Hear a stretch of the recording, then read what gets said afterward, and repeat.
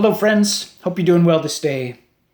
Over the last several months, I've been rereading a lot of church history and have been reminded again how often God uses ordinary people like you and me to do extraordinary things. Not because they muster up their own strength to do it, not because they take their own initiative, but rather as they learn to yield to the Spirit of Christ that is within them and to live into the power that God has given them to accomplish these remarkable things.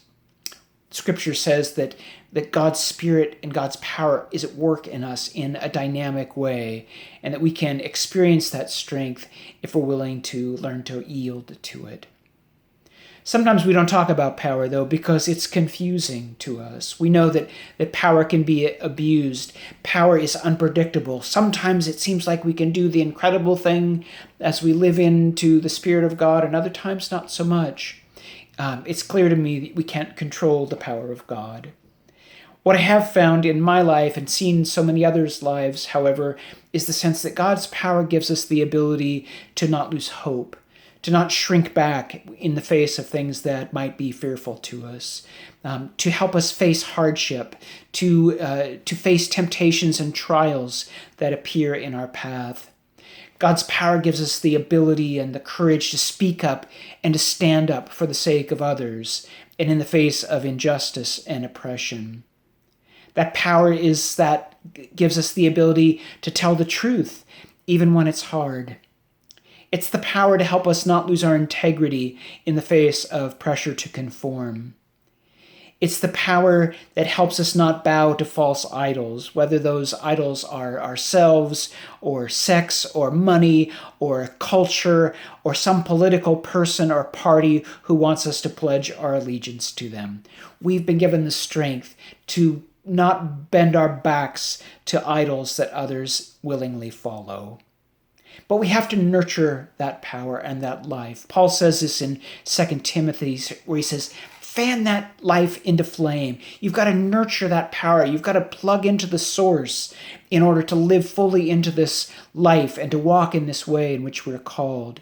You see, he says, we're not given a spirit of timidity, but we're given a spirit of power and love and self-discipline, which I think are really important to hold together, because power left to its own devices can certainly bend us out of whack and to cause us to do things that are harmful to ourselves and others. And so when it's held in tension with the love of God and a sense of self-discipline, that's when we're able to be at our best and I think be most useful for God. One of the paradoxical things about power, however, is that it may be most evident when we are at our weakest, or at least at our least self-reliant.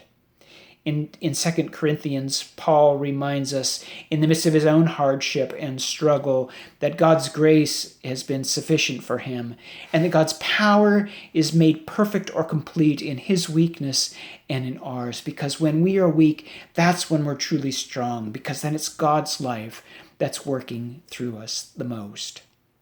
Our job's not to muster up ability or to take our own initiative, but rather it's learning to yield to that spirit and power that is beyond us.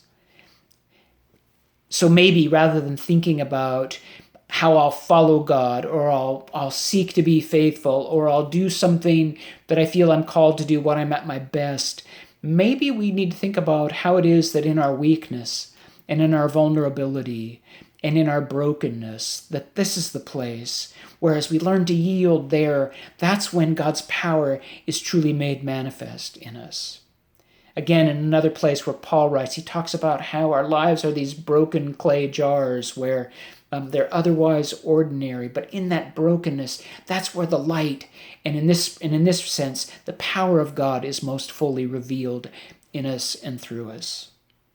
So I encourage you this week to consider, in the midst of your brokenness and weakness, tiredness, confusion, that you would think about yielding to that life of God that is at work in you, that inward life of Christ, and allow God's creative, compassionate power to be expressed through you in ways that bless others and make a difference in the world. Peace to you as you do it.